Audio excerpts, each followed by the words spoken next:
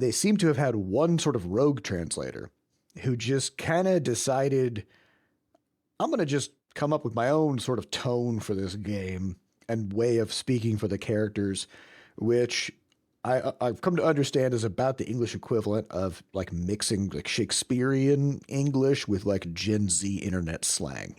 Which is it's a bold choice. It's That's definitely bold. different. Yeah. It did not pay off. No. Butterscotch. Hey everybody, welcome to episode 538 of Coffee with Butterscotch, the game dev comedy podcast of Butterscotch Shenanigans. I'm Seth and I'm the games programmer. I'm Matt, I'm the miscellaneous programmer. I'm Sam and I'm the artiste. And this is a show where we talk about life, business, and working in the games industry. Today is September 11th, 2020 vibes. Before we get started, we have a warning. There's going to be profanity in this show, so be ready for that. And we'd also like to thank our recurring supporters over at moneygrab.bscotch.net. Thank you so much for your monthly donations to help keep this podcast going. So today we're going to talk a little bit more about Silksong and kind of what's been going on with that game. It's all anybody wants to talk about. Yeah. So Also clear, first off, it's interesting because it's like we get to see some indies like living the real indie dream of just like rabid fans, 500,000 concurrent players at launch. Insane. Don't even have to market the game. I remember, I might have mentioned this on the podcast a while ago, but I remember like a year ago, they changed an icon somewhere in some metadata on some website for Silksong. Yep. And the number of articles, they didn't say anything about it. They just like uploaded an icon. And the number of articles that were written about this, speculation, subreddit threads, press, Perfect. YouTube videos, you name it. Millions and millions of hours of content just popped up overnight because they changed an icon. And it's like, man, what must that be like? That's just... Meanwhile, we're over here emailing 2,000 people and one person replies and they're like, meh. Yep. Which we just gotta make a Hollow Knight. And then we're good. That's all you got to do. No, you got to go back. Why we didn't. You got to go back 12 years ago, or no, 7 years ago, I guess. You got to go back 7 years ago and make Hollow Knight, and because like it's all dependent on its time. I popped into LinkedIn yesterday, which is always a mistake, but I just needed to catch up on all the people I needed to say no to when they randomly send. You're like, I feel like I could just use a little bit of like just some of that rejection energy. I want to be I just got to get some of that in there because it's people who I know are trying to sell me something, right? Yeah. So I go through like once a month and I purge that. But when you stumble onto LinkedIn, you land on their just completely insane wall of wild business influencer posts, weird motivational business posts about being on the grind and just stuff. Wild stuff. Mm-hmm. But so much of the stuff that I was seeing was these people trying to do here's our takeaways about the success of Silksong and Hollow Knight, and here's what you can do with your game to try to. And I'm like, what? This is a phenomenon. It's a one-time thing. It's built upon. I mean, like the way I put it is it's an outlier times an outlier, right? Hollow Knight, enormous outlier. You couldn't have reproduced that at that time. And the only reason that it could be what it was because also of the time that it was released. And then you're doing a sequel to that, which is an outlier on top of an outlier. Again, these two, there's nothing you can reproduce between these things. It's literally, there are no takeaways for indie devs of like, ooh, maybe I could just do this. There's not a general lesson here. There's nothing there. Yeah, for sure. You can just celebrate it and be like, it is fucking dope that the Team Cherry team was able to find this level of success with what is, a 2D action platformer. That is something that classically, as far as we've been in the business, everyone's like, you can't make money selling those. Don't do it, right? And like we talked about last week, that's what everybody told them at the time, right? Yep. Well, they were like, nobody wants this, right? And people wanted it. A lot of people wanted it. It turns out. So yeah, I mean, it's unless you can build a time machine and make Hollow Knight first, there's not really much you can do to like replicate. I mean, at the end of the day, you want to do like just make a really good game as best as you can and market it as well as you can. And maybe if the stars align and you hit things at the right time and you catch some kind of a moment,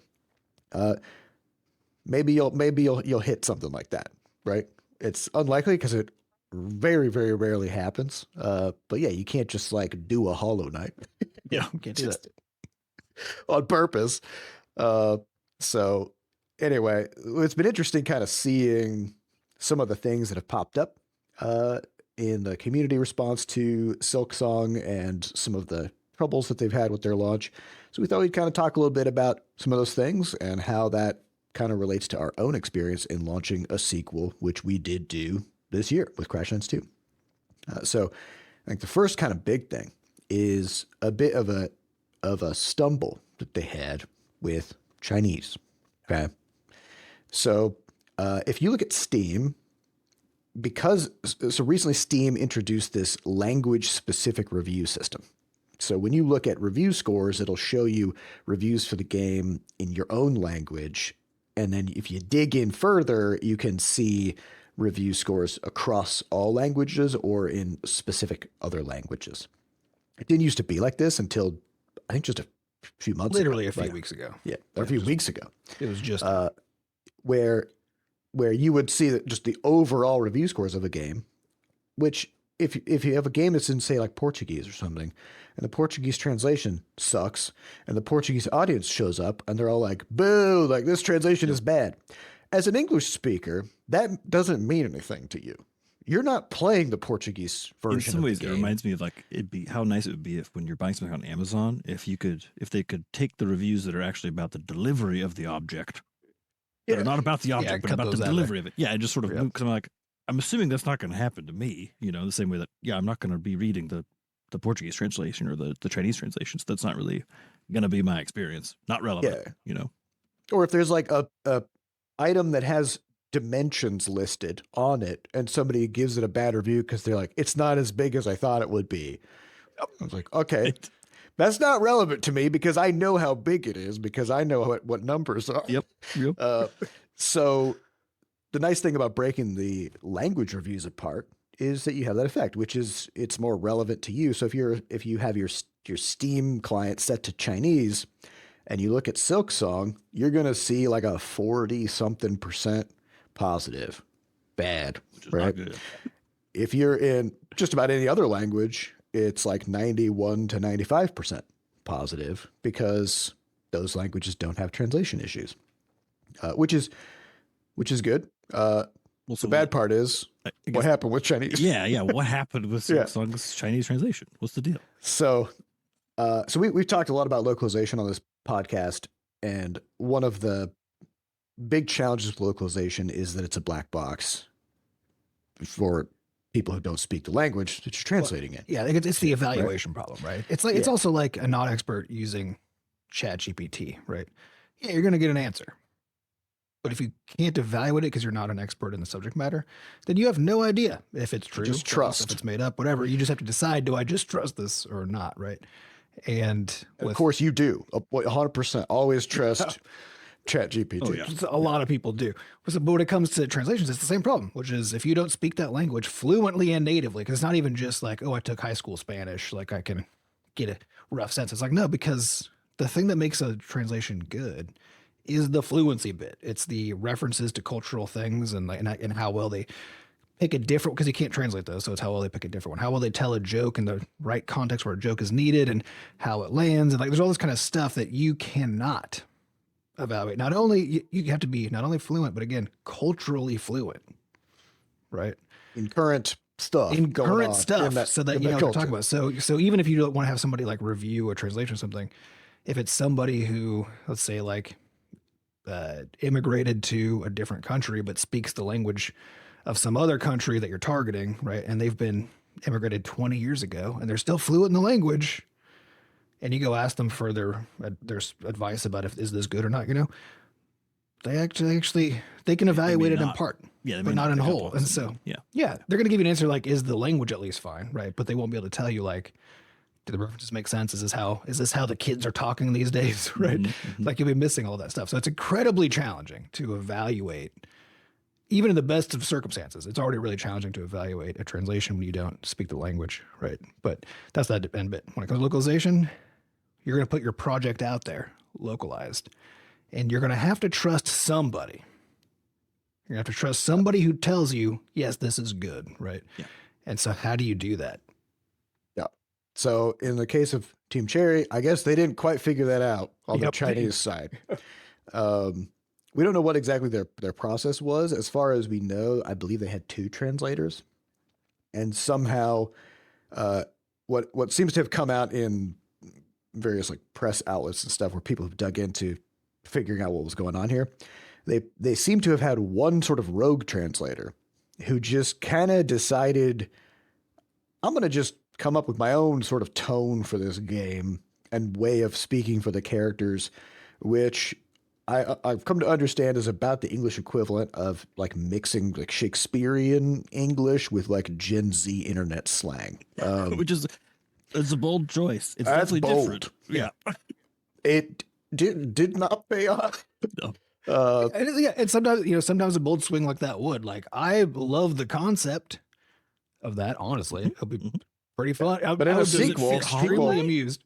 Yeah, people have expectations of what the game is supposed to be And like. that's and what the tone biggest part is that it has to, because when people know that a game has been translated into their language from the original, they have some tolerance for some jank. They don't expect it. Like, they're tickled pink if it feels really good and is like a fluent experience. That's what we shoot for with our translations, right? It makes people really happy to feel like you cared and they did it, but also you give them a great gameplay experience and they forget. They don't even know even that this wasn't the original language the game was in, right? But even in the case where you don't hit that mark, people have a pretty high tolerance for, oh, this line is weird. It must be a translation problem. And they'll think about it a little harder, that kind of stuff, right? And so given that people have a fair bit of tolerance for it, it is pretty impressive to take a swing so wide that you can't even end up in like that sort of things. But I think this mostly comes down to expectations because of the original, right? Because you have to, those have to match. Otherwise, what people are experiencing is not just, oh, this translation is a little janky or have made weird choices, but this is a downgrade. And you want to, like, the biggest risk you have with a sequel, which we also experience with Crashlands too, is anybody's sense that something has been downgraded relative to the original. And I think that's ultimately, I think, kind of what happened with Silksong. And sometimes those downgrades are like nitpicks, because everybody has a specific thing that they may have liked about the first game. And if that specific thing changes in a way that they don't like in the second game, even if other people do like it, that person may be upset about it. But in this case, it seems to be pretty universal on the Chinese side that this is not good. Fortunately, Team Cherry, as you would expect, they're doing the right thing, and they're like, oh my God, shit, sorry about that. We're going to fix it. We're going to get a new translation team. We're going to figure it out. And this kind of thing happens. I do think it was kind of interesting. It was interesting that with the resources they had in terms of just cash, that they didn't have more people sort of auditing stuff. But at the same time, I get it, because as a small team, bringing in more people like that it's just administrative overhead that just takes so much time. Like, they wanted to make the game. Well, and plus, I mean, And the so reality is, like, they trusted. yeah, when you're paying a translator, when you're paying a contractor, not just one, but in this case, like two, you think the redundancy there is going to do the job that you're looking for. There's no reason to think that you would really need to that you need like a third super person serious, about to audit everything. This. Nah, and then you need a fourth person to audit the auditor. It's like at a certain point. Because we did this. So I guess my first note there is you should be hiring a professional if you're trying to get a game translated. Don't hire somebody who happens to be bilingual, and is like, ooh, I could do it. It's like, no, this is it's a real discipline. It's extremely challenging. You need somebody who truly knows what they're doing and has studied it as an art form, not just, you can't pick a rando. I'm not saying this guy was a rando. My sense is that he was, given the stuff. Arguably, he wasn't very professional. Yeah, he was definitely not professional. So you got to do that. What was the other thing I was going to say? Something about auditing, because we did end up doing. So we did it. So the way that we did it was we've now worked with a few companies throughout the life cycle of Crashlands too. But the typical structure you're going to have if you're going to go talk to some kind of a translation studio, you're like, does this? There's a project manager. There's a whole organization involved with the process, right? The typical workflow is you got a project manager, some number of then translators per language and editors per language, who ideally are different people, right? And depending on like the quality you're going for, the organization you're working with, there's a whole bunch of things like that'll make you choose different options here, and also your budget, because on the low side of the budget, you're going to be like, well, we can only really afford the translation step, so we're going to hire a really good translator and just hope they do a good job, right, and not have that editing step. Ideally, you have both, and we did. So with Crashlands 2, each one of our languages has basically 2 translators and an editor who are involved with the process, right? That's why if you look at the credits of Crashlands 2, it's like 100 translation related people. That's crazy. Right? It's so many people involved with the process. And even with that, the result we got from our simplified Chinese translation, our Mandarin translation, was just medium. And it wasn't like inaccurate. Well, like, there were some inaccuracies in it. So it was like, it didn't feel like it had a lot of care to it, right? But it was also just medium versus Crashlands 1, which was really good. Like good enough that that was a common thing we heard Chinese players say was like, oh, this translation is great, right? So Crashlands 2, we just kind of assumed, and we shouldn't have assumed it. We had the same problem basically that Team Fairy did, right? And we ended up, by the time we actually were getting ready to release, we were like 4 weeks out. And that was when, sure, our in-house person who can fluently read and speak Chinese did his playthrough for the first time. And as he was playing it, he was like, this is enough. These jokes aren't landing. I've identified a bunch of like small errors and so many opportunities in the game for somebody to make a joke that they just like did very literally, like this. It just wasn't a lot of care involved in the process, to the point where he brought it up to us and he was like, I think this is going to be a problem, And so in the last mile, he spent a week and a half, sure did, just like going through it and doing his own edits to like punch it up, add jokes, make it more creative and interesting, all the way through. That's 150,000 words. So it was a huge undertaking that he went through to get that done. And fortunately, he discovered that and was able to deal with it before the thing went live, because Chinese is our biggest audience for Crashlands 2. We would have had the exact same outcome. We have people complaining about all kinds of other stuff, but what we don't see at all any complaints about our translations. Yep. But importantly, Sure also did that for Crashlands 1. He did, yeah. So we have a guy in-house who's responsible for the good Chinese translations of Crashlands 1 and 2, who we trust and we know, right? Yeah. The thing is, like, what we didn't know at the time with Crashlands 1 was like we don't speak or read Chinese, so we couldn't really vouch for the quality of his work, but he saw the translations coming in and he was like, I don't think these are good. I'm gonna punch him up. But we know his sense of humor. We know his attention to detail and the work we can evaluate that comes from him, right? And so we have to sort of transitively be like, okay, so we'll pass that trust on to this other problem, right? And ultimately, that's what you have to do. Is you have to find somebody who can be like, yeah, we trust that when you say this is good, it is truly good, but also good is incredibly subjective when it comes to everything. But with translation, it's also because it has to be. You're evaluating a whole bunch of things at once, right? And all of them can get out of whack, but also anybody. The funniest part of this to me is the tone shift, because like of all the things, it gets the highest level. It's like a direction choice, right? That in this case, this translator made with Silksong to say like tonally, I'm just going to change the vibe, which is yeah, to me is a very different kind of error than being like, I like kind of, you kind of like miss some of the meaning or almost like mistranslate in some ways, but you're mistranslating on like a granular level, like a sentence here, a sentence there. But it's very different to like essentially nail a very different vibe that you were going for, but that nobody wanted that direction to be placed in there. You know what I mean? Like that's a whole other level of like disregard. It's being hired to do work on a thing and saying, no, I'm gonna put my mark on this. Like I'm gonna make this about me now. Not a good move. That guy probably not gonna have a very easy time finding translation work. You know what this reminds me of? Forward. This is very feels like non sequitur, but I remember for a while there were all these like tattoo reality shows. I don't know if you guys ever watched those, where it's like a tattoo competition show, right? Where it's like they'll have like tattoo artists come up and then there'll be some challenge, and then people will volunteer to get a tattoo done, and they have that done. And there was one of them where the tattoo included a clock. And as the judges were evaluating it, they were like, oh, like, why did you choose that time on the clock? Right. They're just asking the artist that. And then he explained it was like some reference to some particularly important moment for him as a person that he tattooed onto this other person. Right. And they were like the judges who were all like, top tier tattoo artists, right? Were like visibly appalled. And the guy didn't understand why that was really because he didn't ask the person like, is there a specific time you want? It's just like, this is about me now. And this is about me now. Yeah. And this other person. But yeah, but with a tattoo that you put on somebody else's body, that to me, that's the same vibe as this, like, oh yeah, this is a sequel to a beloved franchise. This is about me. I'm going to do what I think is very fun and cute and put my own little spin on this without any consideration at all for what the creators want, what the players want. It's just what anybody wants. What anybody wants at all. It's a wild move. Yeah.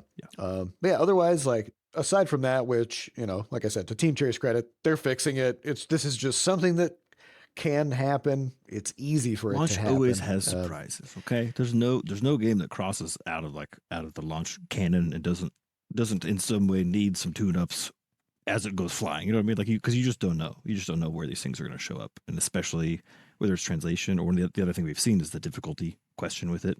Which, frankly, like if you worked on a game for 7 years, or in our case, like Crashlands 2 is 5 years, you are too good at the game to be able to like really easily evaluate just how challenging the kind of base level is for people.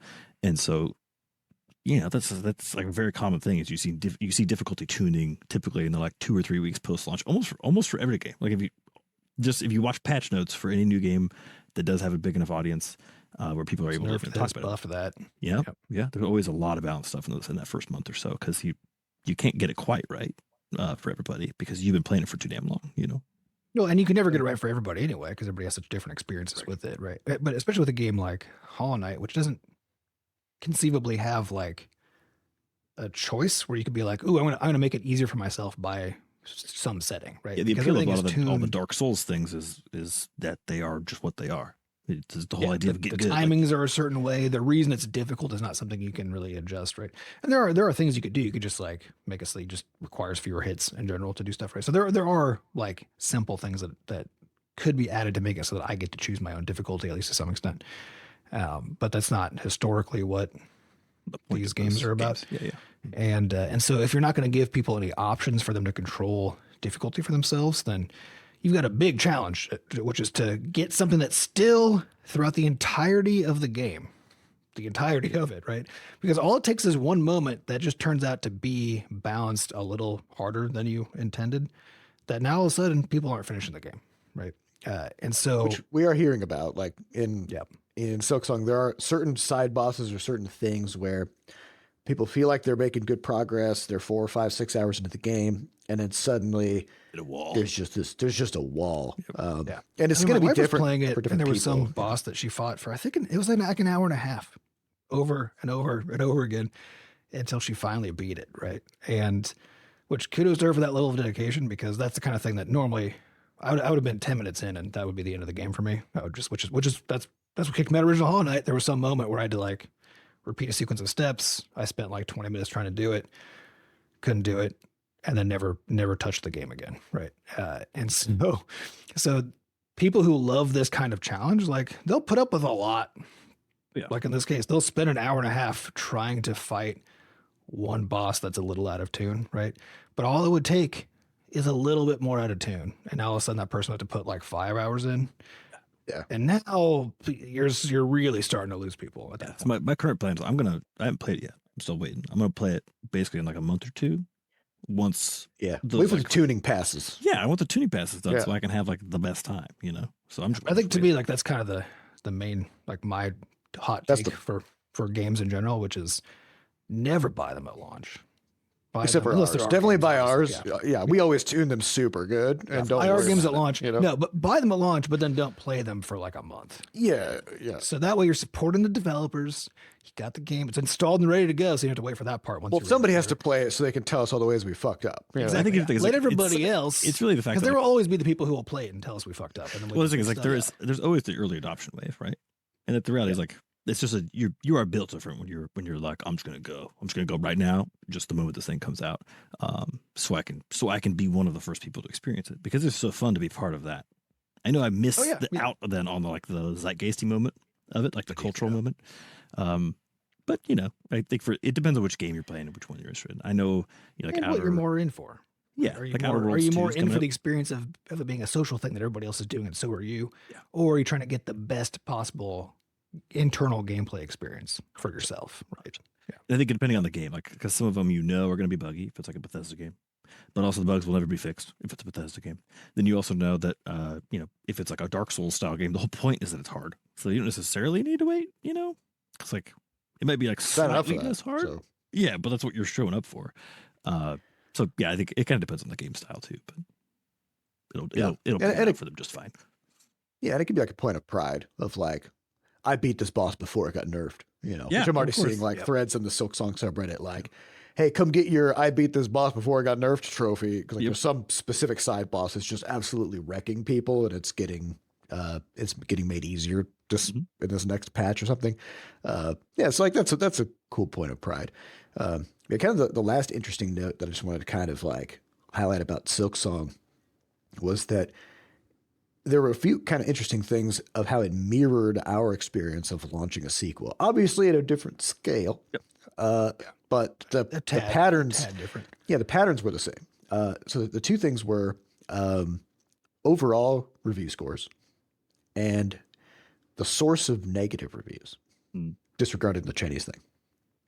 So overall, like when we launched Crashlands 2, we got a flood of positive reviews right out of the gate. So the game was like 97% positive for a while. And then it settled like closer to like the high 80s over the course of its first month. And a big reason for that is you just got fans of the original, very excited. They want to like see the game succeed. They buy the game and they just give it a thumbs up in like the first 10 minutes. They're just like, the game booted up. It looks good. Best game I've ever played, right? Thumbs up. So in those early days, we got accused of having bots skewing our review scores and stuff. Because when you say we got accused, you mean by like one rando? Yeah. You hear like some people be like, isn't it suspicious how many positive reviews there are with very little playtime? And it's like, that's just what fans do of a they couldn't franchise, possibly have played it for long enough to actually review it. You know what I mean? Like it's only been out for an hour. How could you rely on agreed. Like it is kind of weird that like people would buy a game, play it for 5 minutes and be like, yeah, everybody should play this. Because again, you don't know if it's that good. Give it some time. But I get it. You're excited. And this is also what happened with Silksong, which is like right out of the gate, it was like 98% positive with like 20,000 reviews just in the first hour, right? And now, at least in English, it's just kind of drifting down, and it's now around like 91%, and it might end up settling in that like high 80s mark for a while. And as they improve it and patch it and stuff, it'll kind of creep its way back up again, which I think Hollow Knight kind of followed a similar pattern, not because of the initial like fandom thing, but just because like there were some people who were hyped about it because it had a Kickstarter and stuff like that. It kind of went down and then it came back up again as they address things. That's a pretty typical pattern for post-launch Steam reviews. If you have enough enough fans heading into it, in the first place, then you typically will see this initial boom of positive energy coming in, and then a pretty nice like downward trend for a bit as just more people who weren't familiar with it, who don't have those same expectations or like the same happiness of it just existing, right, come in, and then as you actually address some of the general problems or whatever else, then it just kind of creeps back up to some nice actual midpoint. Well, it's also the hype counter reaction, right? Because if it's important to you that a thing be good and that you share it with everybody else, right, then you're gonna be biased towards positivity for stuff, right? And so that initial fan group is in that category. But that means that the people that they're bringing in are now their expectations are not set by their desire for it to be good, but they're being set by the fact that everybody is saying it's really good, right? And so they're like, this better be good because I just dropped $20 on this. Yeah, exactly. So good. So they're coming in now with the demand that it be good, not with the desire to fit it into good, right? If that kind of makes sense. Bias towards good. Yeah, they're biased towards good. And so they're going to have now a stronger counter reaction of annoyance and frustration if anything they felt was kind of blown out of proportion, if the hype was too high. And so they're going to be biased towards negativity, right? And then once you get out of those two groups, You're now in just like more regular ass players who are like, yeah, this looked like it would be good. The reviews look Stumbled good. across it. I'm gonna go give it a shot. It's right. And as you move into that category, and then over time, it starts to shift into kind of a different category, which is people who are probably kind of seeking it out, right? Not because, but they're people who didn't get it at first. So you're like outside of the hype cycle, but you're still in the part of the people who are like, this is for them. And so I think you get this kind of general, you get this peak of positivity at launch, a trough shortly after launch, and then a slow, just kind of constant increasing positivity, right? As long as you don't fuck it up. As long as you don't fuck it up. As long as you don't patch in some stuff that people hate or whatever. Yep. Yeah. So that was kind of interesting to kind of see that, sequel to a game that had some kind of a following. Like the trajectory of the review scores is just mirrored. Like we experienced the exact same thing, albeit with several hundred times fewer reviews, but it followed the same pattern. The other interesting thing was something that we had talked about around the time that we launched Crashlands 2, which is the expectation setting that people have for a sequel relative to the original game. You're going to have a fandom that really likes the first game and they love everything about it. And especially over the course of 7 years with Hollow Knight, a lot of people in that fandom, they've come to kind of revere Hollow Knight as just like, it's just the perfect game. Like you can't improve on it. It's just so good. But they're still hyped about the sequel, about Silksong, because they trust in Team Cherry and they're like, if they did that good of a job with Hollow Knight, like I want more cool stuff, right? Yep. But if it is a sequel and they're changing some things, then invariably they're going to change something that you liked. Right? Yeah. And importantly, and one of the lessons we saw from Crashlands and Crashlands 2 is that the people who most love the first thing are the ones who are not particularly affected by the negative aspects of the first thing, of the design choices you made in the first case. Like the people who love it the most are the ones who maybe even enjoy some of those parts of the game that, in retrospect, maybe been kicking new players out quite a bit or whatever else. So in our case, it was like the grind was the big thing that we sought to solve with Crashlands 2, right? And that was actually a big part of the thing that a lot of people who were the biggest fans of the original, right? Not the people who left early, which was most of them, but the biggest fans of it, really enjoyed about that game, right? So you have this. They love a good grind. Yeah, you have this really interesting challenge then, which is like, okay, you want to make a sequel, but not make a sequel that ends up in some ways like smaller in terms of footprint and impact than the original, because you only made it to serve like just the tip, like the highest, most engaged players from the original. You want to make a sequel that expands the footprint in some way, right? That like is able to bring in more people to the franchise from everywhere else. And that does typically mean then some conflict between those most engaged players from the first one and the new audience that you're also trying to attract with the sequel, right? Which you do see in the case of Hollow Knight and Silksong. Like they changed enough of like the core mechanics of the movement of whatever else that it just feels different. It's a very different feeling game. And so you end up with, in many ways, like it's not possible to fully match, player expectations at that point. You're just at odds with them. And so it's just a degrees thing. Like how far off were you from what people wanted?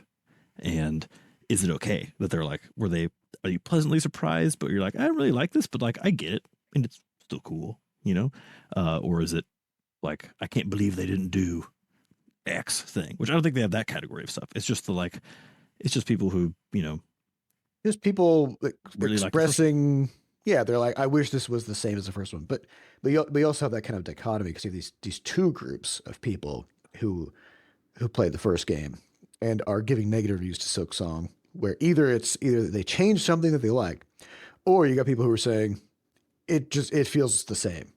It feels too similar to the original, which we also got. Like you have this kind of like U-shaped curve of like, some people are upset because it's too similar. Some people are upset because it's too different. Both of them give it a thumbs down. As a developer, you can't really win either of those groups because how could you? Yeah. But also, I feel like the success of a sequel is basically threading that needle so that they're just it's true. Aren't that many of either of those, and they're kind of an equal size, right?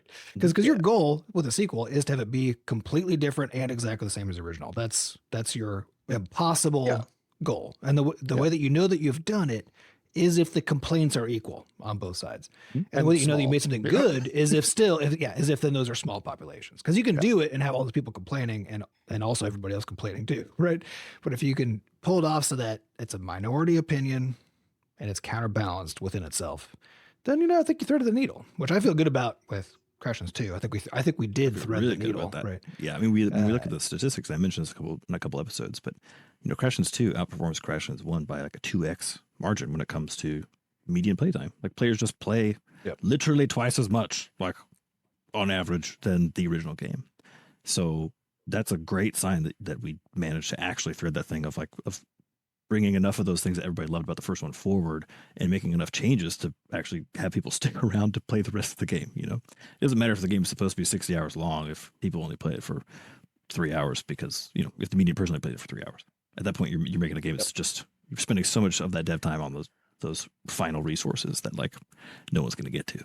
So I think that's the trick with sequels. It's like, how do you open it up without also casting out your original audience? It's really hard. It's very hard. And we're still working on it because we also have an announcement, which is Crashlands 2 is going into beta for its next update today, the day we're recording this episode. And it'll still be in beta on Steam the day this episode comes out. Kind of to Sam's point about like threading that needle of especially those first several hours of getting people into the game and kind of showing them that it's the same but different, but not that different, but pretty different, but also the same. Like that weird thing. We got lots of new stuff in this update that continues to kind of like massage that side of the game. Like lots of new like play styles. And last episode we talked about the new strange creatures that'll pop up on the map. We've got like new side bosses. We're calling this update the Overflow update because as we've been playing through it, we've just realized like this game is just kind of overflowing with stuff now. Like there's just a lot of stuff.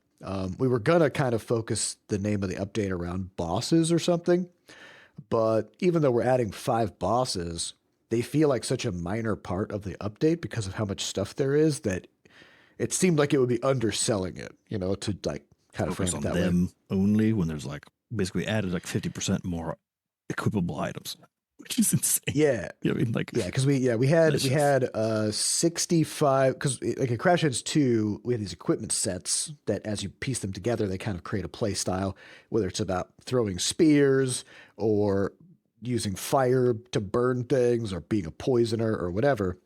And those are comprised of different items that you equip to kind of build the set.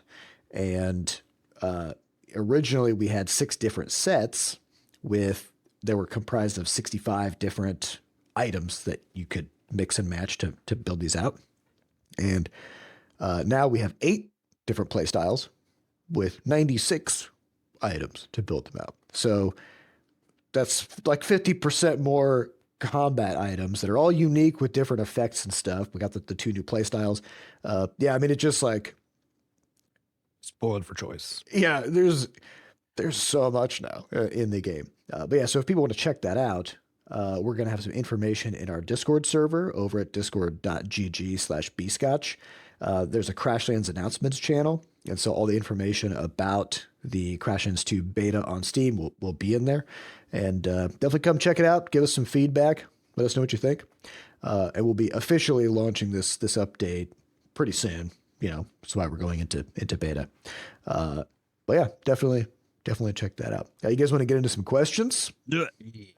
All right. So these questions come from our listeners over at podcast.bscotch.net. Although now that we're on YouTube for real, we're going to start looking at YouTube comments as a source for questions, just in case anything good kind of squeezes in there. So definitely drop some comments on our YouTube video for this episode, and we'll see if anything good pops out. But the highest uploaded question from podcast.bscotch.net comes from Jumpy Lumpa Leapy Low, who says, I don't like the word news anymore. I just have a bad association with all the blech.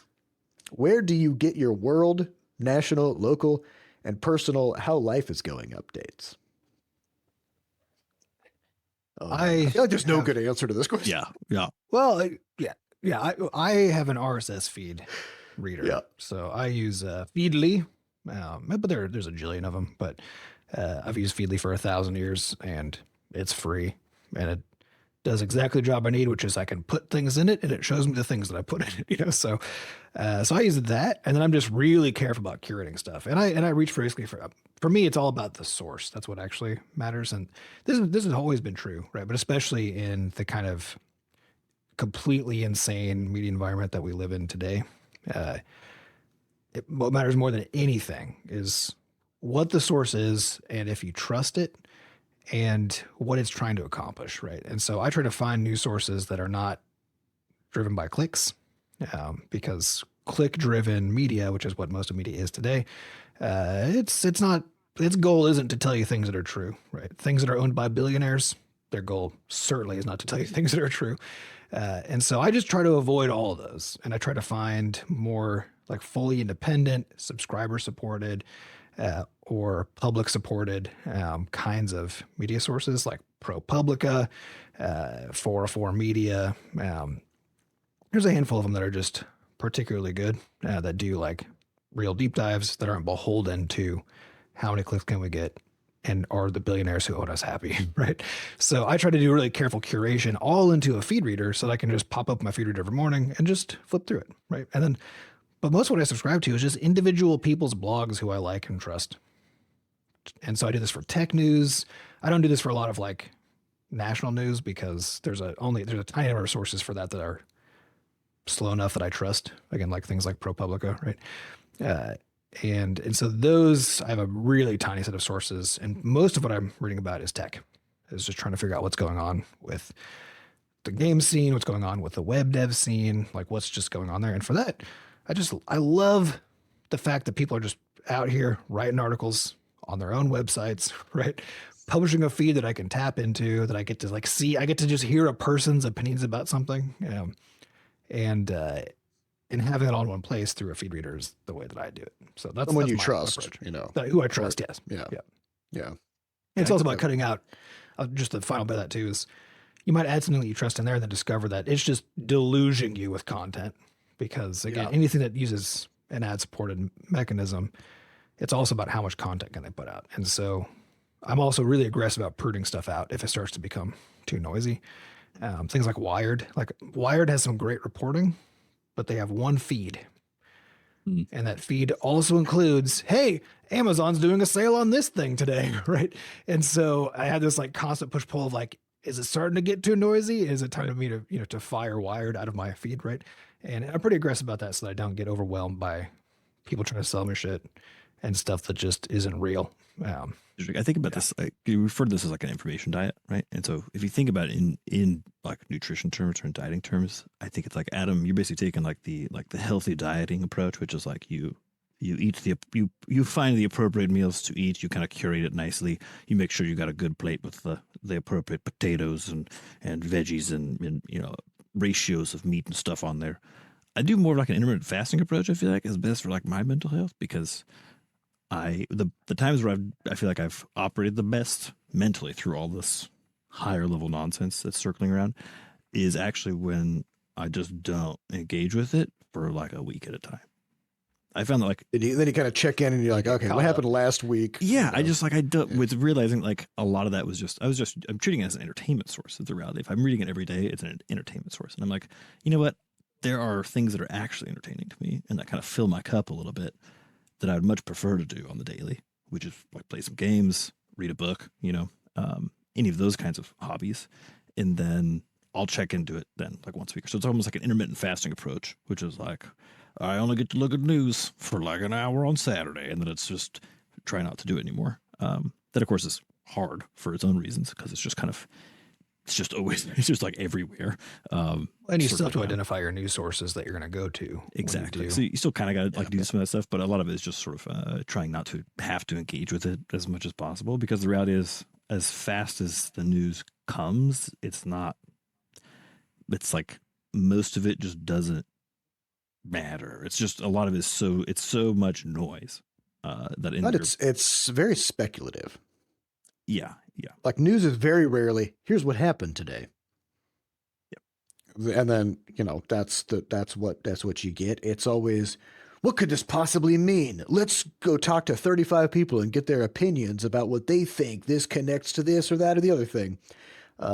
Like I try to stay, a lot of the news that I try to consume has more to do with business stuff and like what's going on with like jobs reports, like, you know, things that are a little bit more like data oriented.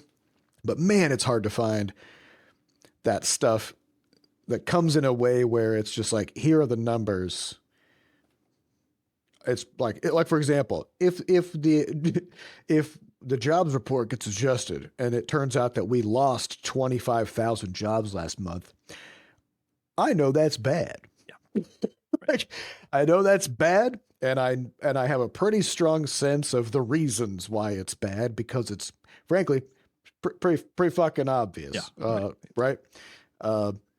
But that's not enough content for somebody to make a 12-minute YouTube video out of, so they can slap an ad break at the 8-minute mark or whatever, right?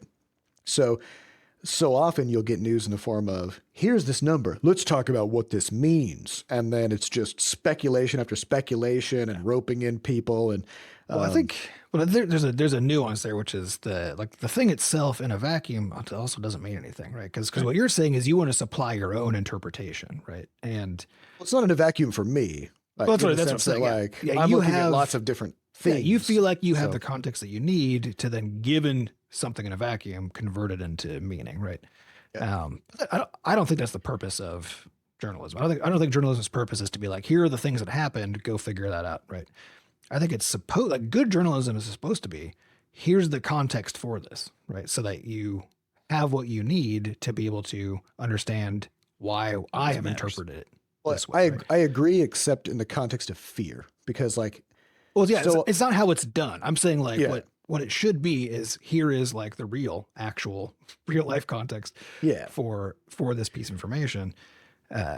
Therefore, like, yeah, it should be supplying both of those things. The problem is, I agree with you that I haven't seen like almost a single piece of recent journalism that when they were supposedly doing that, providing the context, that it wasn't completely batshit context, right? It's like, here's why you should be worried, right? And so you're like, oh my God, this is bad, I better watch the whole thing, right? And I distinctly remember there's this like one dude who just like popped up in my YouTube recommendations one day with a lot of charts and a lot of like stuff, and he starts talking about how like we are right on the precipice of this like big collapse. This was like a year and a half ago.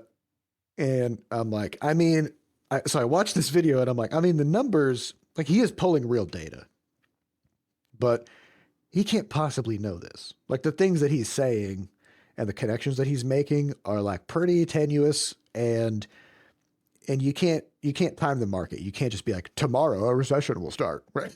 That's not how anything works. It's very complicated. And so I went back and looked, and this guy has like, you know, hundreds of thousands of subscribers, and every video he puts out gets like 50 to 100,000 views. And I open up his channel, and it has all of his videos in there. And I noticed that he basically just posts videos on a loop, where like every 4 weeks he'll have a video that's the same exact topic, predicting that a collapse is coming within 2 weeks. And he's just been doing this for years. Just years and years and years. It's like doomsday cults, right? It's so he's got like 20 different types of videos that he makes, and he just kind of cycles through them, and every single one is catastrophic and related to finance, and he's really good at pulling numbers in. And yeah, if you fall into a trap like that, then you can. And here's the thing: like, at some point, he's going to be right. Probably, you know. Well, I mean, at that rate, yeah, of course. Yeah, like, if you keep predicting the same, like, because yeah, we're obviously not headed toward a positive outcome economically, worldwide, or especially in the U.S. But when and how things are going to deteriorate is very difficult to predict. But if you just keep predicting that over and over again, one time you're going to be right. And it's going to look like vindication, you know? Yeah, stopped clocks and all that. Yep. Yeah. And so, I don't know. I mean, it's very difficult to parse out speculation from fact. And when smart people are talking about data that you yourself have not processed and haven't like run the numbers on yourself, and you're kind of like the translation thing. Like you're trusting people who you think know more than you, and in some cases they don't, and they're just kind of Well, even if they do, the motive, the need for like you said, the need for how they sustain themselves clouds up wherever the trust could come from in the first place. So it's like if they say, "Hey, everything's great. Don't even worry about it." Like, are you going to keep watching their videos because you're like, "Oh, I guess I don't need to worry about this anymore. I'll just go outside." Yeah. Well, it's not that though, because like things aren't great and you do need to worry about it, right? So I think you have to be careful not to throw a thing out because you're like, oh, this is all it's doing is saying like all this is bad and so on. It's like because there's a lot of bad stuff, right? But there's a fine line there between sort of using that as a lever to sell what you're doing versus honestly tell people, yeah, things are bad and here's why, right? And here's what's going on. And I don't think it's like the problem is if you're not an expert in the topic, you can't tell the difference. And so it's basically just how do you get away from charlatans, right? And how do you get away from ultimately it comes down to ad driven stuff. If it's ad driven, it's not going to be on the right side of the line. Well, so there was this like around the time that early in the current presidential administration, there was like obviously there was a lot of trepidation about the tariffs and what that's going to do because when Liberation Day hits, what the fuck do you do when you have like a 50% tariff on the world? How are people going to respond to that? What are going to be the consequences of that? Aside from bad in what way, right? And I remember seeing all these articles popping up about just like absolute collapse of shipping, empty ports, blah blah blah. There's this dude who works as a shipping logistics expert, and he's been in that field for like 30 or 40 years. And he's had this YouTube channel for like a decade, just called "What's Going On with Shipping?"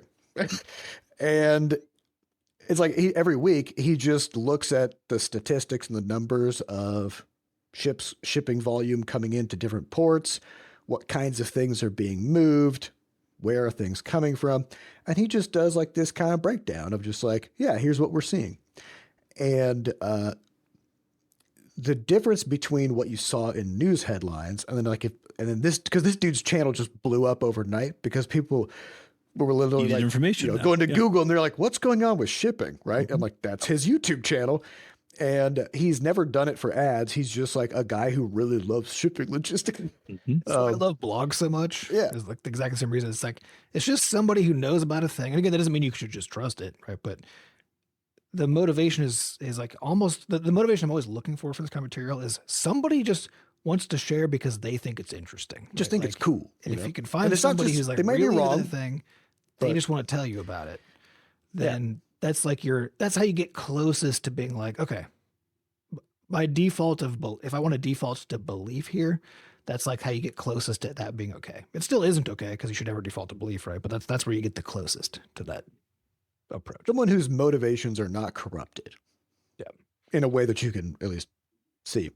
And so it's really hard to find, but anytime you find one of those little things, it's like a hidden gem. You're just like, oh, finally, like somebody who, and the thing is like what he was talking about on his channel is he's like, yeah, it's not good. In the sense that like, okay, like there's like a 30% decline in ships moving from these countries and blah, blah, blah, which is big, right? It's enormous. Yeah. A huge change. But when you see in a news article where they're like, the port of Seattle is completely empty. And it's like, that was true. One afternoon, there were no ships in the port, which is rare, right? But it doesn't signal 100% collapse in shipping. It signals a large reduction in shipping. Yeah, it's a reduction in shipping, which is also bad. But there's a difference in how you would think about things if you think that we are getting zero imports from any country versus we're getting a 30% reduction in imports from some countries, and that's going to be hard, right? Yeah. Both that's bad, the difference between them is huge, right? Yeah. It's the difference between like building a doomsday bunker and, going to Costco and pre-purchasing some stuff that you think might go up in price, right? Like that's kind of the difference. And again, I'm not downplaying how bad some of these economic decisions are, but it's important to kind of try to modulate it with actual facts and data and try to predict what the actual outcome is going to be. Yeah. Well, basically what you're saying is determining how bad is the goal. And if the only media intake is ad based or billionaire driven or billionaire funded, if those are your two source information, right, then they're either going to be telling you that things are fine when they're not, or that things are much worse than they are. Right. Yep. Neither of those are to say that things are fine, because things are not fine. Things are bad. But you do need an accurate understanding of bad in what ways and how bad, right? By people who actually are experts on the topic of like that particular aspect of badness, right? Like, what does that thing actually mean? Because there's a million ways for any of the bad things to unfold along particular dimensions. And once you get outside of your lane of knowledge and expertise, you're just making shit up. Mm-hmm. And so trying to find people who like won't make shit up about the domains they're not experts in. And this is also why like I feel like these days everything's about editorials, and like all of the news that people are like posting all the time are just, it's editorial shit, right?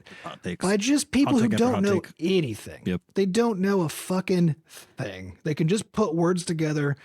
Often they can barely do that, but usually at least they can put words together, and that's their domain of expertise. They can have opinions and articulate them, right? That's their domain of expertise, but they don't fucking know anything. And there's nothing that tells you this more than having them start talking about something you do know something about. Yes. And every time somebody whose job is, I write opinion pieces, starts talking about something you know something about, you will see they are so full of shit, right? So I think the one obvious thing to do when it comes to news is don't read editorials. Don't read opinion pieces. Those are not news. You can do them because like you want to dissect them or you think they're unless it's an opinion piece by someone who is a subject matter expert and the thing they're writing about is that subject. Yeah, that's just rare because those people don't get paid to do it because it's not. I think you just got to recognize when you're looking for entertainment versus when you're looking for information. And I think the vast majority of the time you're looking for entertainment, actually, in terms of like your own impulse. Like you just want something to read. You want to know something. Or validation. Sometimes you're like, I feel bad about this. I think this is really bad. And then you go find articles that are like, yeah, this is really bad. And you're like, I knew it. You know, and again, it might be. Right? Yeah. But if that's the way you're finding that information, you're not going to find the more informative pieces. And I think that ultimately the problem here is that there isn't an entity you can go to where you can just be like, okay, I'm going to use that. And that's my source of like you can't go to. There never has been. You can't go to anything. You know what I mean? Like the bigger the name, honestly, the more suspect it is, right? You can't do it. And that's why, and this is of course why the problem too, is that the people fall down like into these insane rabbit holes. Oh, because now you have to go find like individual people or small organizations that don't have the same motivations, right? The problem there is that we aren't taught how to do that. We aren't taught how to evaluate stuff. And this is why you end up on the opposite side, where it's now some insane YouTuber's rabbit hole of conspiracy theories, right? And so we're pitted, we're trying to live in the space in between media conglomerates owned by billionaires and insane conspiracy theorist podcasters and YouTubers, right? And that middle ground there is a really hard space to navigate. And it's really easy to fall one way or the other down these things, right? And so it's all about just you're keeping your head on a swivel just all the time, looking for like, why would this person think that, right? What's the motivation here? And just try to find people who truly are actually experts. And I think that's the main thing is somehow over the past decade in particular, but just in general, the idea that it's good for somebody to actually know what they're talking about has just like. I think the question is, what's the litmus test of whether somebody is an expert? And something that I've kind of noticed is that there's not that many people who are willing to not answer a question because they don't have the information. Yeah. If an expert will not answer a question they do not know the answer to. And I love this because like every now and then, say like Ezra Klein will interview somebody or, you know, like somebody who's an economist or something. And then he'll be like, how does this relate to like historically what happened in this country at this time period? And they're like, I'm not qualified to answer that. Yeah.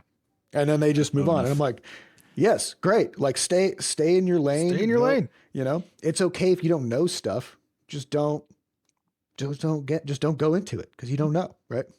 And so, if you want to speculate, that can be fine. Just preface it with, I'm speculating here because I'm not an expert in this topic, right? It's this presentation of just like, yeah, everyone's just allowed to have an opinion, and we should just treat those all as equally valid. You know, It's like the Chat GPT test, right? Because like Chat GPT is a bullshitter. It doesn't have a concept of knowledge. It doesn't know what it knows, and it doesn't know what it doesn't know because it doesn't know anything. It doesn't know.